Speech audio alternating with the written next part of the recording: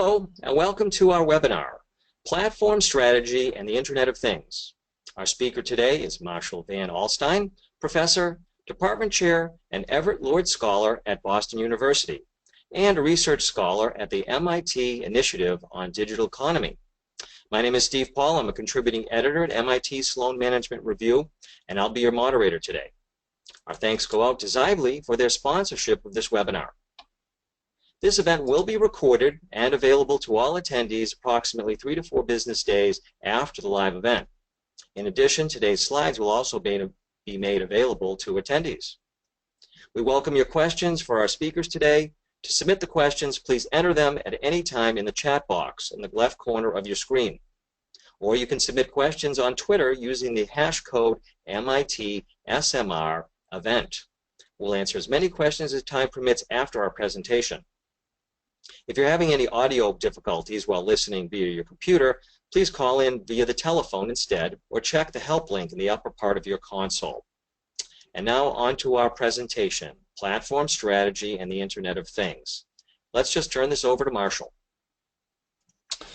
Well, good morning, and thanks for joining us. I'd like to give us a couple of little tours of things going on in the Internet of Things, and also economics that are taking place in changes in the industry today. If you've been following the news recently, you might have heard that Amazon is introducing the new Echo devices. And it's in competition with Google and Apple and others as it tries to take control of the interface of the home. You can actually request news stories, or you can get your favorite music, or you can control the air conditioners and the energy devices around your house. One of the questions you might ask is, how are these devices going to work, and how is it going to play out? Who's likely to win in the challenges between, say, Apple, Google, or even the appliance manufacturers like General Electric and some of the others? So what I'd like to do is actually cover 3 things this morning.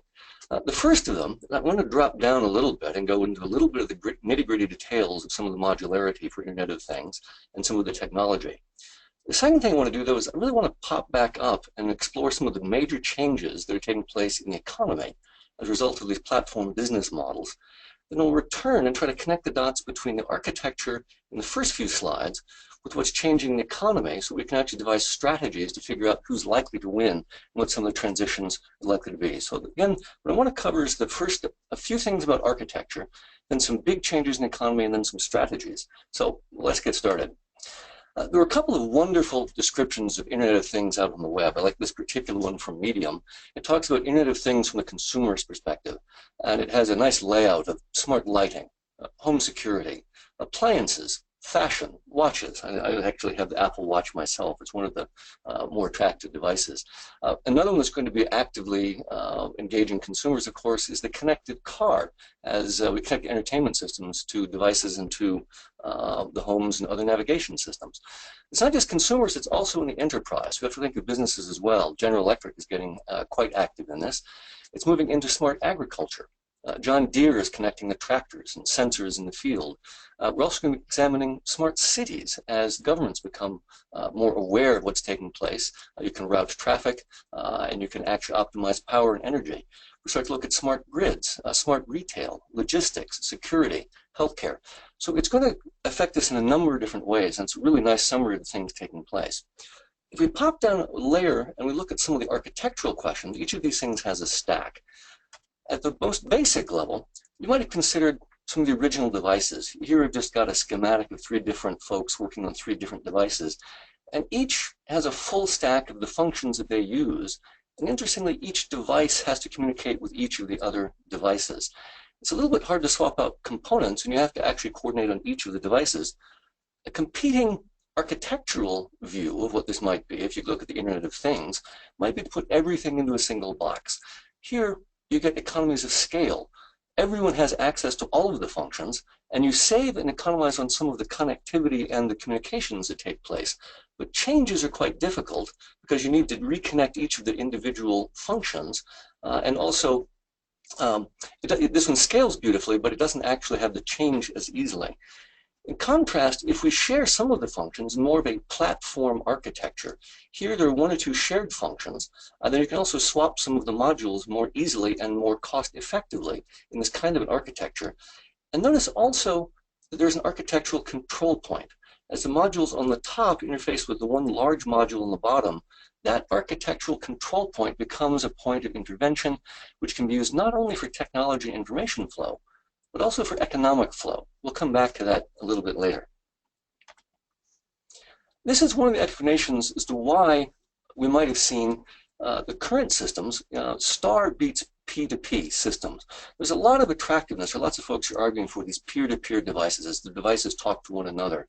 But we ask the question, why is it that cell phones have actually worked relative or succeeded relative to walkie-talkies? Well, walkie-talkies were peer-to-peer systems that each connected with one another. In that context, you had to negotiate on a common channel. Matter of fact, many of the walkie-talkies, they come preloaded with a couple of circuit chips, so they do navigate on the common channels. But this also makes it difficult to scale because you have to communicate across the interfaces of lots of different devices. It's also the case that security becomes rather difficult. As you have n by n different communications, each of these different communication channels becomes a different point of intervention, which makes security rather difficult. In contrast, if two people are in the same room on a mobile phone, they will not be connecting device to device, but to a cell phone tower and then back to the next device. Well, why would that be? In this case, the cloud makes it much easier to communicate with the one point of contact, which makes it easier for security, and it also scales. So you have one interface. It makes it much more straightforward. Again, we'll come back to that. Most companies these days in Internet of Things, and in most product companies, are adding new features to the product. So you think of what functions that you can add or what new sensors that you can add. That's only one way to look at the problems. The next thing you really need to be thinking about in these platform business models is how to add network effects. It's not just about technology and interfaces, it's also about economics. To give you a wonderful illustration of this, I'd like to give you some of the insights of a colleague of mine over at MIT, Sanjay Sarma, who's credited with developing many of the RFID standards. Really interesting set of insights. He has this wonderful observation. You really need to start thinking about when things start to buy things. It's not just interaction, but when they actually buy things. So washers might refill themselves with softener and soap, or printers could buy paper and ink, or espresso machines can buy coffee and milk, or now the Nest thermostat could buy the energy on your behalf. This is going to fundamentally change the nature of business in a number of different ways. One element is just basic marketing. The point of interaction is no longer necessarily the person, but the platform. How are you going to coupon when it's already been the machine that makes a decision to purchase or refill the soap or the paper? In this case, also when you're manufacturing a machine, you're going to need to think of selling the device, or is it the case that you're going to enable the plug-in and sell the service? In the example we look at here, are you selling laundry as the service, or printing as the service, or coffee as the service, as opposed to selling the machine or the printer or the coffee pot? Each of these things becomes an interesting business challenge. So it's not just the design of the device, it's the design of the ecosystem around that device. Let's explore why that's important. Take a look at the following chart. It just provides some interesting figures about the nature of industry today. I want to draw your attention to a couple of interesting factors. Compare the market valuation of Uber and BMW. Now, it's not quite a fair market valuation because one is a private equity market versus the actual stock market. But at present, Uber is listed as having more value than BMW. Or Airbnb is climbing up on Marriott. Interestingly, Facebook is now twice as valuable as Walt Disney. It's interesting, you and I create the content for Facebook, where Walt Disney has hired these fantastic designers and storyboard artists and others, creating a lot of the iconic culture that we have today. I want you to draw your attention to a couple of different things. One of these is the ratio of employment in this. Notice that Uber has only a fraction of the number of employers of BMW, Airbnb a fraction of those of Marriott, Facebook a fraction of those of Walt Disney. A second is the which things are taking place, the scale at which things are taking place. Uber was founded only a couple of years ago, Airbnb likewise. Facebook only in 2004 is now one of the most valuable companies in the world. A third thing is, so we've got the employment ratio, we've got the market capitalization, and we've got the speed. Each of those things are different elements that we should be paying attention to. Something's different in the economy today. I want to make the claim that the transition to internet era firms resembles a transition to industrial era firms, but it is for the opposite reason. We're really going to try to pay attention to these network effects in some interesting ways, and see if we can make it clear what's happening. Here's an example of the most famous companies in the world. I like to use this chart because it's done by a third party that enumerates the most famous companies, and you see Asian companies in here. You see Toyota. You can find Alibaba in a different portion of it. You can see European companies with BMW in there, and Samsung, and also in Asia. But you now see a couple of American companies. Google and Apple have now passed Coca-Cola as the most famous companies in the world. If you rank these companies by the presence of a developer ecosystem or a market exchange, a marketplace, I would argue that 13 of the top 30 are now platform companies, simply sorted by whether or not they have the presence of a market or an external ecosystem. If you look at internet footprint, a similar pattern emerges, although it's even more stark. The dominant firms are overwhelmingly platform companies. In North America, it's Google, Facebook, YouTube, Yahoo. If you look in Latin America, it's again platform companies. If you look in Asia, it is likewise platform companies, but there it's Alibaba, it's Tencent, it's QQ, very large companies. In Europe, it's also platform companies, although ironically, it's mostly American platform companies, much to the consternation of the Europeans. If you roll the clock back 15 years and look at the top 5 publicly traded companies by market capitalization, it was predominantly energy and banking. That had been the tradition for a long time. It's these large supply-side economies of scale. General Electric was in there, Exxon, Citibank. If you roll the clock forward another 5 years, it was the same pattern. Exxon, GE, Citibank, others, energy and banking companies. 5 years further on, again, much the same pattern. Only China was in there, Exxon's in there, Shell, ICB. Today, it's almost exclusively platform companies. This is a visual capitalist using Bloomberg data, and it shows that Google, Apple, Microsoft, Amazon, and Facebook are one of the most valuable companies in the world today. Something is different. So whether we're looking at internet presence, whether we're looking at fame, or whether we're looking at market capitalization, platform companies are doing something different. I want to argue that the product business model is broken. I don't know how many of you will admit to actually having a BlackBerry any longer, but they provide an interesting illustration. They were, in some sense, king of the hill a couple of years ago. In 2009, they had almost half the market, 49% market share. Only 4 years later, in 2013, they were down to 2% market share. That's rather hard to do, actually. And if you look at them today, they're down to 0.8% market share. If you look at the shape of this curve, you'll see that it's convex down.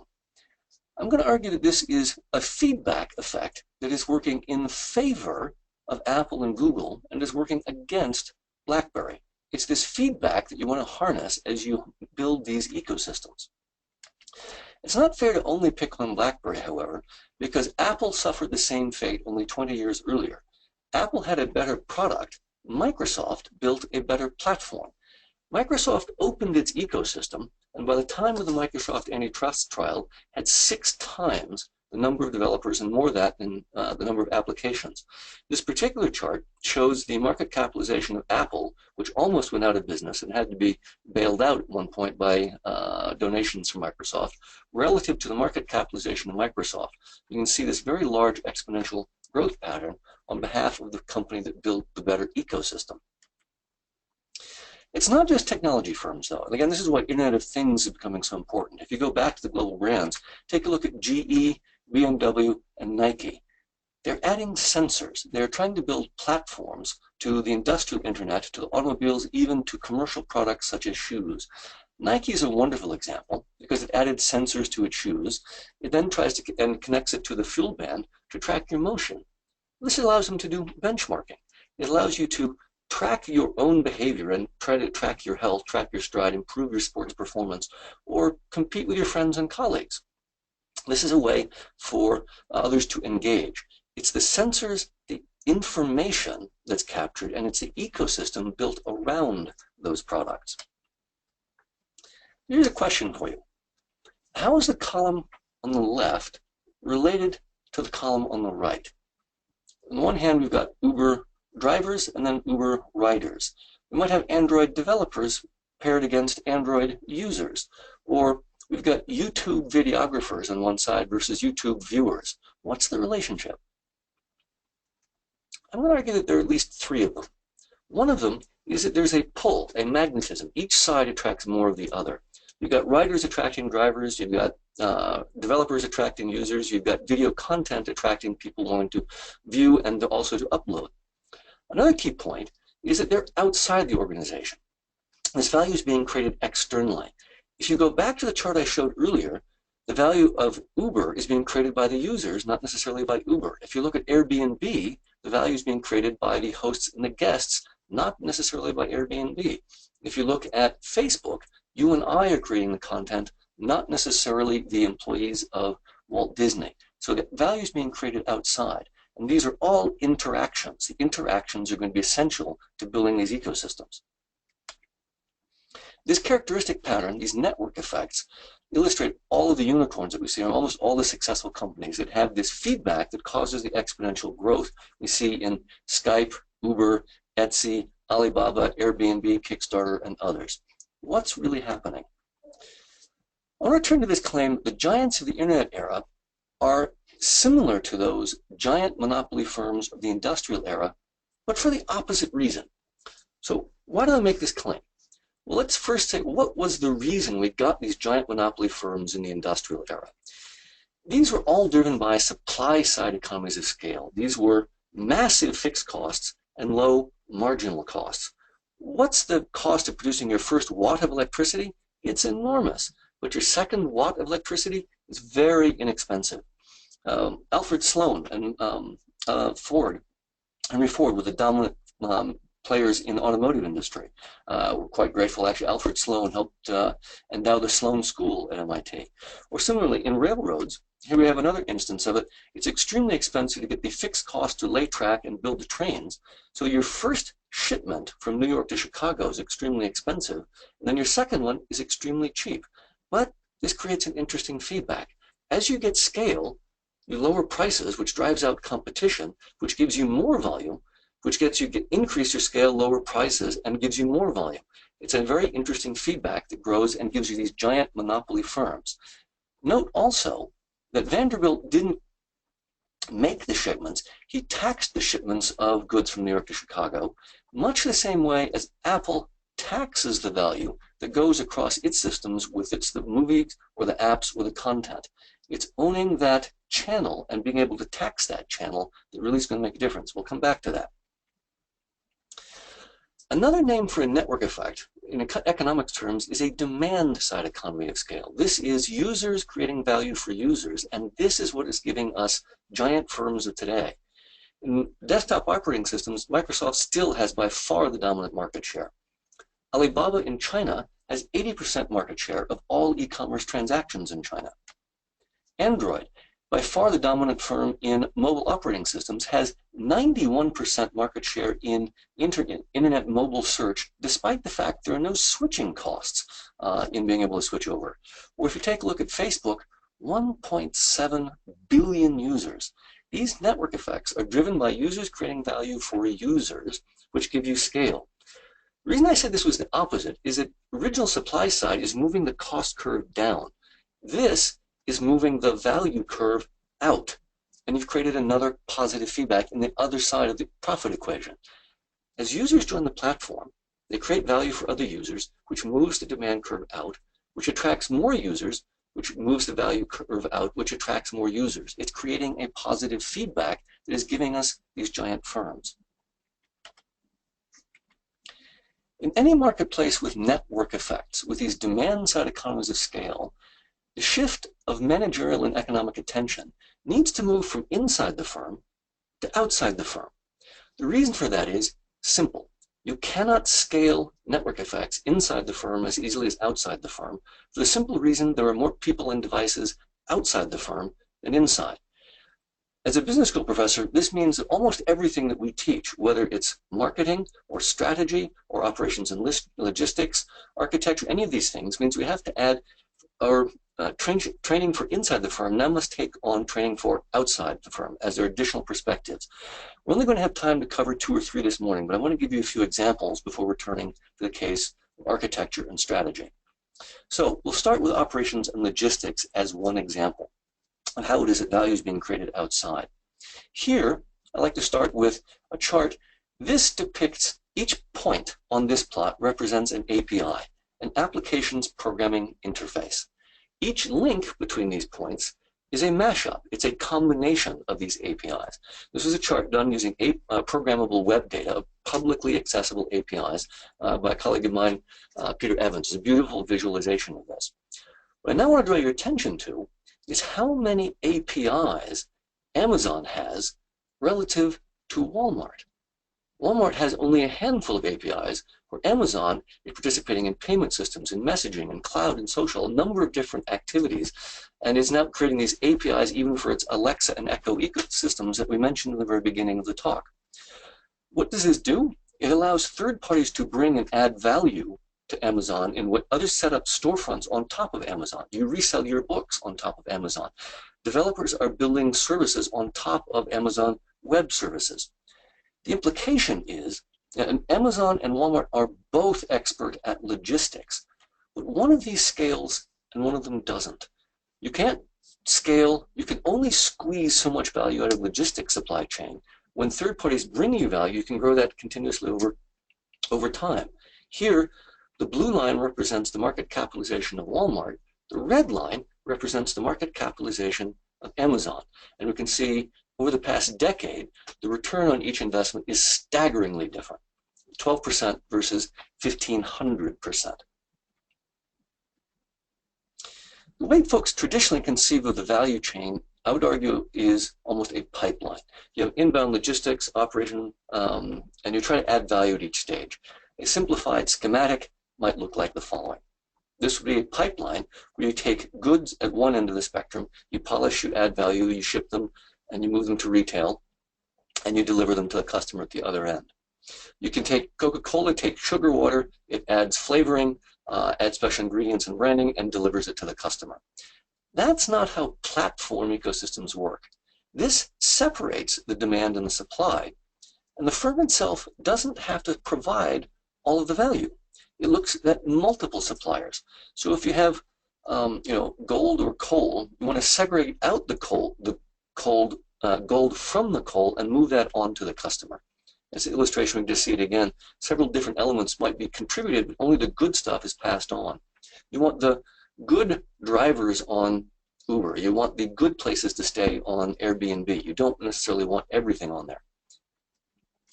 Not all businesses are platforms. You can think of them as a spectrum. At one end are Dell and Coca-Cola that really just make stuff. They're pipeline businesses. At the other far extreme are Airbnb and Uber that are pure platform businesses. They scale incredibly easily. Most businesses will probably be somewhere in between. Take Apple. Apple makes a fantastic phone. Its CEO was previously the chief operating officer. They make stuff. They make phones. You need to add the platform on top of different businesses. But notice the platform scales more rapidly. This is one of the explanations as to why we saw the speed of Uber relative to BMW. It's a 100-year-old company, or the speed of Airbnb relative to Marriott. The platforms scale really quickly because you don't bear even the marginal costs of production. We can see that in the growth of Airbnb. For example, here's the listings of places in Paris, listing of places in Berlin and in Sydney. It's simply impossible for Marriott, Hyatt, or Intercontinental to grow at that scale because you'd have to own the assets. It's a different business model. Another thing that changes in these platform business models is R&D and innovation. You want to tap third-party ecosystems. Again, value created outside the organization, not just the R&D groups inside the organization. To do this, I like to actually go back to a wonderful observation from Mark Andreessen, that a platform can be adapted to needs and niches not anticipated by the designers. You want to enable it by giving folks the tools to build on top of your resources. Modularity, we'll return to that idea that we showed in the first few slides, has some very interesting implications. So we'll start with the physical product. One of the first modular products was Ford's Model T. This could be disassembled and reassembled by users and had some really wonderful extensions. There was a Ford Model T hay carrier. There was a Ford Model T flour mill, the Ford Model T race car, the mobile church, the snowmobile, the sawmill, and the Ford Model T goat carrier. Each of these were innovations, if you will, brought by the platform ecosystem or by people outside the Ford production facilities. Openness adds value. These open ecosystems do make a difference. Here's another illustration of the same phenomenon. These are accesses to MySpace on the top line versus accesses to Facebook on the bottom line. The bottom line has two really interesting characteristic patterns. First, for Facebook, you see a bump around 2006. Maybe you wonder what it is that gave them that bump. That first bump is actually caused by opening one stage from .edu to .com. They went from colleges and universities to anyone on the open internet. The next thing, however, notice that characteristic growth curve. That's in the vicinity of the area when Facebook opened to external developers. That's when Zynga brought them Farmville and Mafia Wars. People started spending hours on Facebook, inviting their friends in to play in social games with them, which attracted more developers, which attracted more users. This created a feedback which worked very much in favor of Facebook. In fact, we even learned the admission of a mistake from one of the founders of MySpace. He said, we tried to create every feature in the world. Okay, we can do it. We should have let a third party do it. We should have picked 5 to 10 key features. We should have built those and let the ecosystem build everything else. He made exactly the same mistake Steve Jobs made in the 80s and 90s by keeping the ecosystem closed. Notice again this comment of focusing on features. I said too many companies focus on building the features and not building the ecosystem, not building the network effect. It's a fundamental point about business and the internet and industry today. Another visualization to see this. Imagine this is the innovation trajectory of your own organization. It can have any slope that you want. On the vertical axis is value add, and on the horizontal axis is time. If third parties come in and help you out, you may be able to increase your slope so that it tips higher. What this means is that you can start from a lower value proposition, and because your innovation trajectory occurs at a faster pace, you must overtake the existing leader because your value proposition will be higher in only a matter of time. In fact, if you harness the feedback and you get nonlinear growth, it will happen in a very short time, which again is why so many firms are being disrupted today as they harness these external ecosystems and grow at faster trajectories. Draw your attention to one further benefit of the platform ecosystem, which is what is your cost of innovation failure for Flappy Birds? Well, the platform doesn't necessarily bear those costs, but what's your innovation upside if you capture the option value on Angry Birds? Well, you capture 30% if someone else creates that value and then brings it to your ecosystem. So you're shedding costs of failure even as you're capturing the upside on innovation. It's a remarkable change in business model, but you must motivate and reward third parties to bring you that value. One of the most fundamental things that changes is corporate strategy. Too much of our strategy has been focused on products, protecting the products, protecting the assets around building those products. We've been working on control and entry barriers, and we need to build a very different and fundamental difference in understanding and strategy. To illustrate the point, look at what happened in 2000, back in 2007. Then 99% of all handset profits were controlled by a few, just a handful of firms. Nokia, Samsung, Sony Ericsson, Motorola, famous companies. You would think that these had all the traditional protections afforded by traditional strategy. They had enormous economies of scale, famous brands, very well recognized. In telecommunications, they had regulatory protection. You had to go through the carriers in order to sell your handsets. They had world-class logistics sales channels. Nokia alone had spent $40 billion on R&D over the prior 20 years.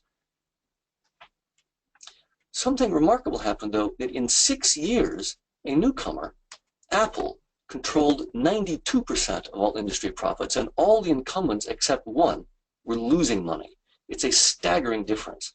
So I ask you, is it the case that the incumbents had no economies of scale, they had no logistics, they had no brands, they had completely clueless management, or had something fundamentally changed? Our argument is strategy is different in the internet era than it was under the product-based or supply-side economy of scale. The traditional view of strategy is to look at the five forces, to look at folks coming into your market. You look at competition. You look at substitutes. You look at the threat of entrance. Categories tend to be sharp and distinct, and your weapon is cost leadership or product differentiation. With low cost, you can afford to make a profit even when you're charging low cost prices. This is Walmart's everyday low prices. Or if it's differentiation, you can charge high prices and folks will still pay for it because you're offering something unique. You also own the core assets. You want them to be inimitable so no one else can make what you make. That's not how platforms work. First, in a platform, the real goal is as many interactions as possible. You want to speed it up. You want to increase engagement. Increasing the engagement gives you the network effects, and it's the demand side economies of scale that creates the sustainability and the barrier to entry. This pulls people on and it keeps them there. It makes them hard to pull away once there. Another key element is that the boundaries of your business ecosystem can be altered, become non-distinct. Uber wants the riders to become drivers. Airbnb wants the guests to become hosts. One of the cleverest tricks that Salesforce pulled off when it was competing with SAP and Oracle was it got its purchasing base to create new innovations on top of Salesforce. Then it sold these innovations through its applications exchange to other customers. Its demand became its supply, and it's grown very well in cloud services as a result. The App Exchange predates the Apple Exchange by about 2 years, a really clever innovation. Another critical element is of the boundaries being altered is that your competitors can become your complementers. Apple allows Google Maps on top of its ecosystem, and it allows the Kindle on top of its ecosystem. They allow Skype from Microsoft on the ecosystem under very specific terms. You want to own the relationship, and you want to own the data. It's possible that they bring you unique value. That's a quick summary of that. There are a large number of other details. I just want to draw your attention to a quick summary of some of the issues. The market forces tend to be distinct on one and have overlap on the other. The focus used to be on core competencies, and now it's on core interactions. And it used to be supply-side economies of scale, when now it's demand-side economies of scale. Traditionally, we focused on barriers to entry and boulevards to exit. Now, we want permissionless entry for demand and supply. We want as many drivers or hosts as possible. We want as many developers as possible coming into our ecosystem. And we want to focus on key control points. We'll come back to that architecture in just a moment. And innovation is by the firm and the ecosystem, not just by the firm, a large number of differences. I also want to reiterate that point that I made earlier, that everything the firm does, whether it's marketing, finance, human resources, R&D, operations, strategy, each of these things that used to have an internal counterpart now has an external counterpart as we move outside the organization. In marketing, even the terminology has changed from push to pull and outbound to inbound. I won't have time to go fully into that this morning, but I've got a large number of different observations on that I still want to share with you on the strategies. So let's take an illustration of how this might work and why it matters. Let's take one of the oldest products in the world today. Consider the humble light bulb. It was introduced originally, the first concept was demonstrated, I think, by Joseph Swan. We have to give due credit to our European colleagues. Edison filed his patent in 1878, and basically, it's the same bulb 138 years later. It's not possible for anyone to make any real profits on such a commodity profit. The retail price is about 40 cents. The energy efficiency is less than 5%. So we can take the feature approach and start adding features to increase product differentiation. If you used a traditional kind of blue ocean strategy approach, we might come up with the compact fluorescent bulb. There we have more than double the energy efficiency from 5% to 11%. In that case, we've gone from 40 cents to $4, a factor of 10. That's pretty good. We're starting to be able to charge much more for something like that. Or we might add the new features of the LEDs. These are wonderful. They have the ability to then interact with the phone, and you can then program them so you can create multiple colors. You can create moods. You could adjust the lights in your office with the stock market if it's going up or down. You could create romantic settings in there and interacting. Now we move the retail price to $40. Well, this is a factor of 100. This sounds wonderful. It sounds as though we're really doing very well with a product strategy. Compare this with a platform strategy where we've taken the Internet of Things. We add sensors and we add data. The beautiful thing about an LED, it's already in the same chipset that allows us to add lots of other sensors to it. So let's do just that. The first thing that we can do is that we can offer Wi-Fi, Bluetooth, or Li-Fi in any particular room. Because it's already there, we can offer that as an additional service. Start to charge for that. Another possibility. With motion sensors, we can start to do security in any room. Or we could even alert parents if their toddlers are wandering off into the street. We can now protect the people that have these kinds of devices.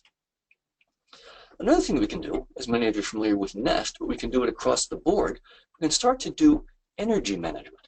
If we can connect each of these devices and selectively turn them off, we can reduce energy consumption during points of peak demand in such a way we can sell that back to the energy companies. I believe the difference between energy per megawatt hour is about $40 versus 1,000 at peak capacity. So being able to do that is a huge possible savings you can sell back to energy companies. How many of you have aging parents that don't take their medication? Well, here, the ecosystem can alert grandma that it's time for her medication to make sure that it's actually done. The ecosystem is there, connected to the other devices. Or perhaps if grandma has fallen, she can speak to the ecosystem and someone help immediately. This way, this system can give her assistance at any point or track emergencies in short order.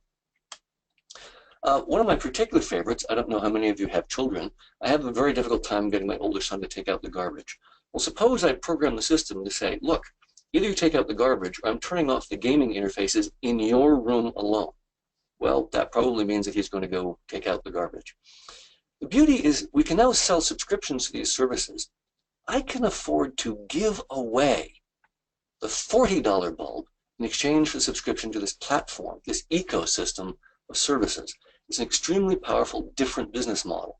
If you're the company trying to sell the $4 bulb, or the company trying to sell even the $40 bulb, you have a very difficult time selling into this ecosystem that's much more powerful. Platforms are the business model for the Internet of Things. This is the direction where you need to go in order to understand both the architecture and the technology, but also the economics associated with these ecosystems. I want to return to this idea of the interfaces. So let's go back to the very first few slides distinguishing the platform and why these interfaces are so powerful, why Amazon Echo and others might be so important. I want to give you an example from a traditional device. This is a CPAP machine. This was a traditional device, and it's used by people that snore at night to actually help them with sleep apnea. And it's a pretty important device and really affects the lives of those that are doing it. We were called in for a company that was losing market share. They'd had a traditional set of analog CPAP machines, and they were losing to digital machines. Digital machines were able to actually do monitoring of it and actually track the sleep and adjust and provide not only some adjusted airflow, but also notice to the insurance companies that they're actually using it. And so the company had been losing market share. Is there a way to regain market share using some of the sensors? Well, we came up with a way to possibly do that. It's controlling that interface. If we did, what's interesting is that these CPAP machines have hoses that have to be replaced about every 6 months or so. Using the Internet of Things, you can actually attach a monitoring device to the hose itself. So at the point of replacement, you can actually track, you can actually insert the sensor at that point. And it's the highest point of interaction and frequency of replacement. Well, this works really marvelously because not only does it actually work for the new machines going forward, but you can retrospectively put it on your old analog machines, and even better, you can attach it to your competitors' machines and track their data as well. As long as you get, and this is a good reason to offer a cheaper hose so you can actually gather that other company's complete data. this Internet of Things, controlling that interface, is going to be one of the greatest leverage points of strategy you're going to see play out in the economics of the Internet. Another instance of this we're going to see in the home, again going back to Amazon Echo. Here, if we look at thermostats like Nest, they typically cover a floor with that thermostat. Or if you look at something like entertainment centers, Apple TV might cover a couple of other devices in here. But suppose you then connect all the devices, or you connect lights. Lights cover every room in the home. They cover the garage, the deck, and the basement as well. That might be a better intervention point. And notice, just like the hose on the CPAP machine, they're changed frequently and might be a wonderful point of intervention for understanding the strategic opportunity created by the Internet of Things and the economics of these business models. Again, all the way back to architecture, we can design the ecosystem in a way that will give you control points that also help you capture that data as elements of strategy. Where do we see this happening? It's going to happen in all kinds of different areas. Of course, it's happening in the Internet of Things.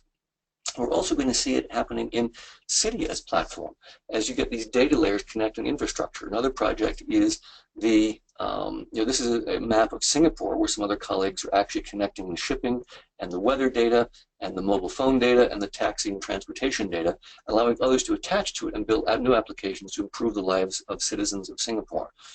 We'll see it in energy and smart grids, working with State of New York and a couple of other organizations to design smart ecosystems to actually do energy trading and, again, build out these energy platforms. Education is another one. Professors are also going to be on the chopping block. We've got a lot of education ecosystem things and learning to take place.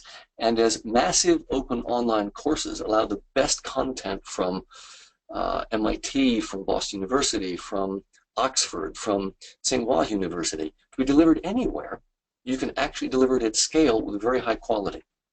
So there are going to be large platforms. edX is another wonderful example of that. Healthcare is we're going to have a marvelous series of battles. Is it going to be the insurance providers? Is it going to be the hospitals, the actual medical providers? Is it going to be patient consortia? Is it going to be the wearables companies like Apple and Google and Samsung that are going to be able to control the interfaces? Again, expect to see some really interesting platform battles emerge in the healthcare ecosystem. So I want to add a couple of different things here. It's not just the technology interfaces, it's also the economics. Notice things will buy things. These other things are going to need to matter. The business models differ because of network effects. These invert the firm. We're seeing giant monopolistic firms at the top, and we're seeing lots of competition among the apps on top of the platforms. It's adding the sensors and information to the product. We need to capture information from a number of different sources and feed it back into the ecosystem. Remember, we want users to create value for users one way or another. And feeding this information back into the ecosystem is one way to do this. Platforms beat products every time. It's critical that you focus not just on adding features, but on building the network effects into the ecosystem and monitoring the architectural control points. Platforms have faster innovation and have value proportional to usage, which causes their value to increase over time. There's a couple of key summary points. So with that, I just want to point out that we do have a book on the dynamics of the platform industries. It's not on the Internet of Things per se, but it does have descriptions of how to manage the architecture, how to manage the network effects, how to handle the launch and the critical mass problems of such ecosystems. How do you monetize them? That can be quite tricky because often you want to give away things in order to capture data that you can monetize in other directions. How do you govern these things? How do you measure them? And of course, what are the strategic implications of the changes in these ecosystems? There are also some very interesting policy implications. Again, because we are going to see giant firms, there are going to be some interesting regulatory questions about whether or not individuals are being exploited, whether or not there's too much of a freelance economy. How do we manage the labor pool, and how do we give fair allocation of value across the participants in these ecosystems? So with that, let me turn it over to questions, and love to follow up. Thank you.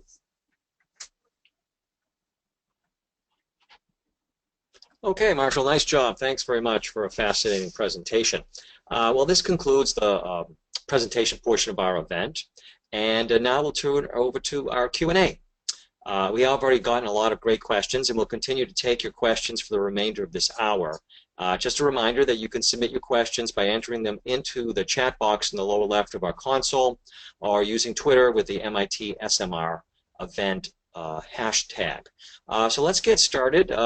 First question here. We have a question from Christopher. It says, traditionally, platforms are seen as internal or external, two-sided or multi-sided. How will these platforms connect the firm's internal strategies to its environment? Oh, interesting question. So how are firms going to connect their internal platforms, in some sense, to external platforms? A platform is defined actually beautifully as one, it's an open architecture together with a governance model. So one of the pieces is the open architecture, and one of the most beautiful descriptions of this is actually from Baldwin and Clark on a platform is a set of modules that are relatively stable over time, whereas ecosystem externally has external modules that are much more swappable, that evolve much more rapidly. So the internal system should have more of the stable modules, rather like Amazon Web Services, where the external portion should be more evolutionarily dynamic, more like the shops being set up on top of Amazon Web Services. This is largely going to be handled through well-designed APIs, application programming interfaces. Separately, we've done some interesting work measuring economic value of APIs, and it turns out that firms that tend to use or open APIs see very large returns on the investment. You use the APIs to configure your internal resources in ways that they become modules that can be reconfigured to meet new opportunities more quickly, but also open your resources in such a way that third parties can themselves attach to your resources and drive new sources of value. One story I've heard was actually by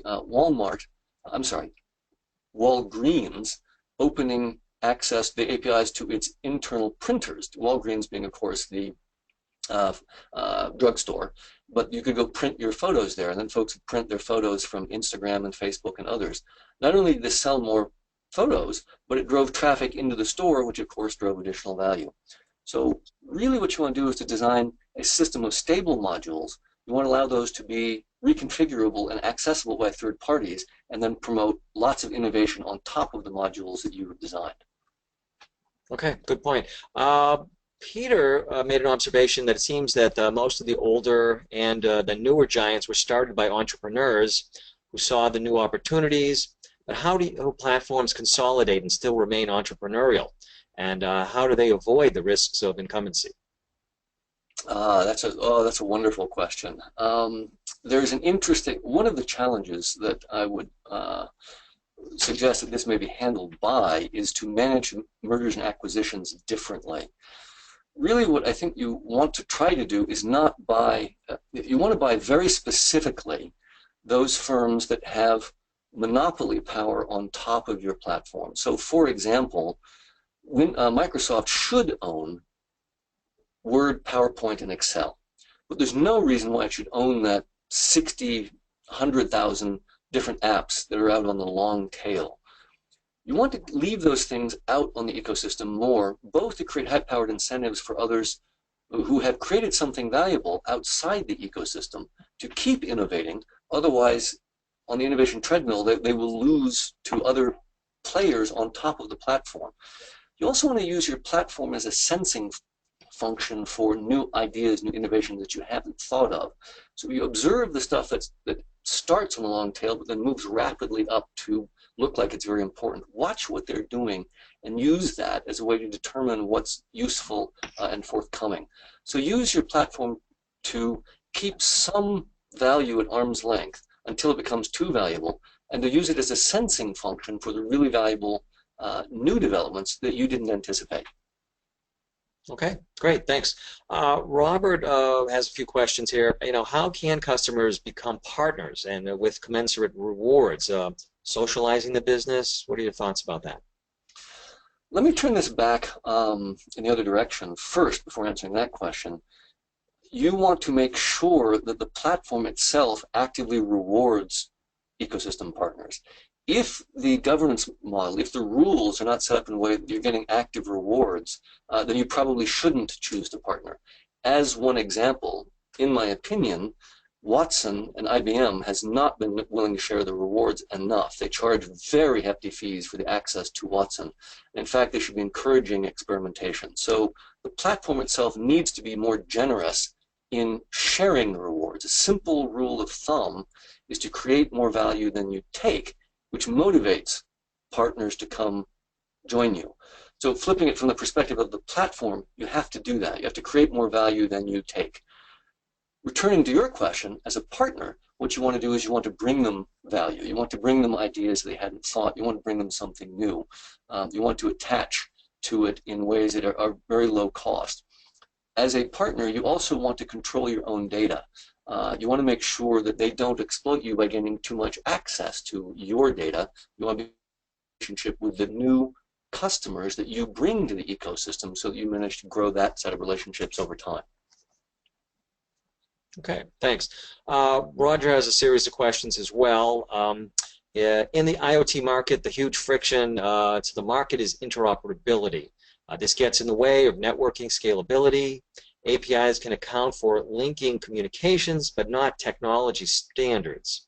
So shouldn't the strategy to create network effects in IoT start out first with this friction in mind? Is interoperability and scalability the first thing to consider when considering formulating a platform in IoT? Wonderful question. So absolutely one of the things that you want to do is to reduce as much friction as possible, again, for demand and supply to bring new value to your ecosystem. So that absolutely needs to be one of your criteria. A second and very subtle difference is the extent to which the standard is likely to evolve.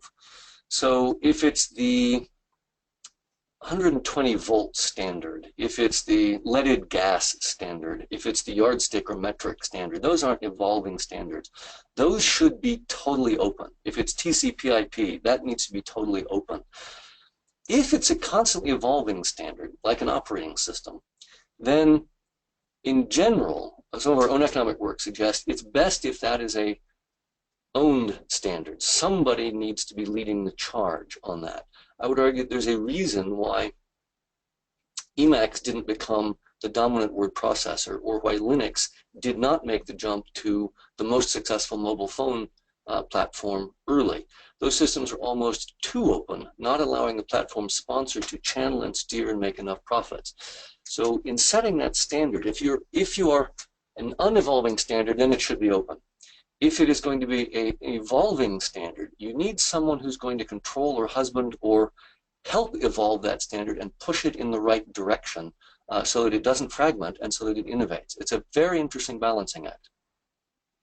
Great. Danielle has a question. Do you think IoT will it reduce the active communication processes among users? For example, the feedback from users after buying processes on Amazon. So distinguish between two different kinds of feedback. One is active feedback, where you go in and you place a vote or you place a review. And the other is passive feedback, which is simply observing your behavior. My suspicion is that it'll go down for the active feedback because the passive feedback will actually substitute. Are you using the product actively? Are you using it in ways that were anticipated? As the sensing goes up, that passive feedback is going to increase. And imagine it's going to increase quite dramatically. The ability to do that will probably mean that organizations become less insistent on trying to get the active feedback. And as so many different things try to clamor for your time, there will simply be less time available for any given instance of providing that feedback. So I think it depends on whether we're considering active or the passive feedback. One will go up, one will go down. Okay, great. David was wondering, what effect would AI and machine learning have on platform economics and network effects? You know, that's a really forward-thinking question. It's fascinating that most of the major platform companies have heavy investments in artificial intelligence, with Amazon being in there, with Google being in there. Expect artificial intelligence is really going to help foster these platform business models, and in my own view, it's going to lead to increasing concentration, because Artificial intelligence systems learn so quickly that they gain access to data which creates these network effects. My search can make someone else's searches better. Their movie watching behavior makes my movie watching experience better. The algorithms that use that data are in effect creating an implicit network effect, a user-to-user benefit. And they learn rapidly to do that, which causes them to get better. There is a reason why Google has 91% market share in search in mobile, even though there's no switching cost. It's because as you use it, it gets better. Their algorithms learn, and you choose to use it, so it gets better. Artificial intelligence will lubricate that process and cause greater concentration. It's a really forward-thinking question, and I do think it will be one of the things causing firms to concentrate as we move forward. Great, thanks. We have a few minutes, so let's take a couple more here. George asks, when we think about banks, he thinks that they could be some of the most interesting platform businesses. But what do you think might hold that up? Excellent question. The financial industry is absolutely one that's likely to transform. As a rule of thumb, the businesses that will transform first are those that have a higher proportion of value in information, and financial services is absolutely in that. We've already seen it in media and in software, so we should expect to see it take place in finance. So what are some of the holdups? In this case, lots of the organizations have a vested interest in not sharing their information in much the same way that lots of the healthcare companies have a vested interest in not sharing their information. And there are also regulatory protections which have made it more difficult. Folks are much more careful about their banking and health information than they are about their consumption habits of Coca-Cola and cell phones and pencils. So I think that's one element of it. Also, it's still a relatively fragmented industry, and I think there need to be some more open standards. I think you might, to one of the earlier questions, who are going to drive some of the open standards to allow these things to take place. I noticed there are some wonderful examples of crowdsourced financial systems. You see this with eToro, an expert advice. You may be able to follow someone's financial advice much the same way you follow a Twitter person. So you could get your account to match their particular habits. Or tying that to AI question, you may be able to tie your financial decisions to someone else's AI investment decisions. And all of these things are likely to take place. I do think it absolutely will take place in finance. Great. I think we can get in one more question here. Just also want to let the audience know that we have a feedback survey that is going to be sent to you over the next few days. So please fill that form out and get us your feedback on how we did today. Elizabeth wants to know, what are the top governance issues? So governance concerns three things. Governance concerns, one, who may participate? Whom do you want in your ecosystem? So good drivers, bad drivers, the participation rate. The second thing is, how do you create value and how do you divide value? Is it bringing a new interaction? Is it developing code? Is it providing a review? So how do you create value and how do you divide it? The third thing is, how do you resolve conflict?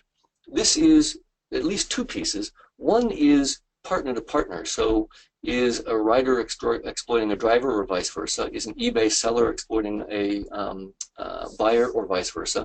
Is a host exploiting a guest or vice versa? Another one, however, is vis-a-vis the platform itself. Because the platform is so powerful, because it has economies of scale on demand and on supply, there is a tendency for the platform to decide for itself rather than for the benefit of the users. Watch out for platforms that do that. One of the mistakes that platforms make is to make rules that favor themselves too much at the expense of their ecosystem partners. Go back to this idea of create more value than you take. If you do that, then people will stick with you. So when you manage governance, think about who should be there, who should be creating value, who should be participating in the ecosystem. Think about how they create value and how you divide it fairly. And think about how you resolve conflict efficiently among the parties in the ecosystem. If you're interested, there's a full chapter in the book on exactly that question on how to do optimal governance. Okay, well, unfortunately, that is going to be all the time we have for this session. Over the next few days, again, look out for that survey, and we greatly appreciate your thoughts and opinions. And that concludes this portion of our program. So I want to thank again our presenter, Marshall Van Alstyne, Professor, Department Chair, Everett Lord Scholar at BU, and Research Scholar at the MIT Initiative on the Digital Economy. And of course, we want to thank our sponsor, Xively. Final reminder that the program and presentation slides will be available within the next few days. So thanks again for attending our program, and have a great day. Steve, thank you, and thank the audience for joining us. Take care. Thank you. Bye-bye.